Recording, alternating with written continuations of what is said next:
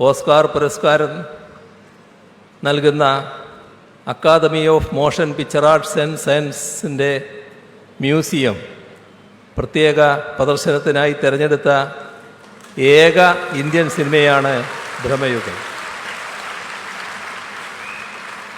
അടുത്ത മാസം 12-ന് ലോസ് ആഞ്ചലസിൽ ഈ ചിത്രം പ്രദർശിപ്പിക്കുമ്പോൾ അത് മമ്മൂട്ടി മലയാളികൾക്ക് നൽകുന്ന മറ്റൊരു അഭിമാന നിമിഷമാവും. ഇവിടെ നേരത്തെ സാംസ്കാരിക മന്ത്രി പങ്കുവച്ച സന്തോഷം നമുക്കെല്ലാവർക്കും ഈ ഘട്ടത്തിൽ ഒന്നുകൂടി പങ്കുവെക്കാം. അദ്ദേഹത്തെ പത്മഭൂഷൺ നൽകി രാജ്യം ആദരിച്ചിരിക്കുന്നു.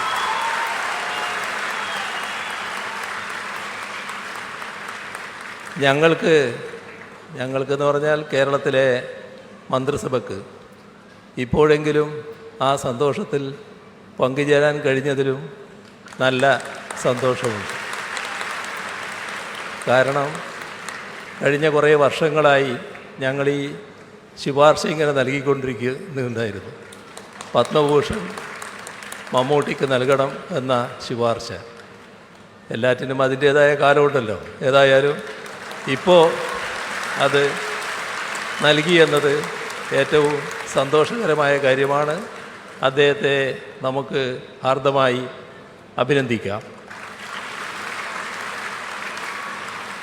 ഇന്ത്യയിലെ ഏറ്റവും മികച്ച നടനുള്ള ദേശീയ അവാർഡ് 3 തവണ നേടിയ അദ്ദേഹത്തിൻ്റെ 9ാമത്തെ കേരള സംസ്ഥാന ചലച്ചിത്ര അവാർഡാണിത്.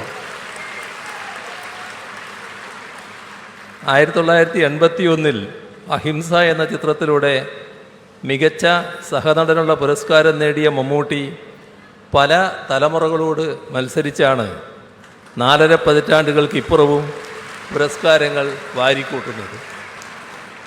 താരപദവിയും പ്രതിച്ഛായയും മറന്ന് ഉടലിനെ അഭിനയ പരീക്ഷണത്തിൻ്റെ ഉപാധിയാക്കുന്ന നടനാണ് മമ്മൂട്ടി.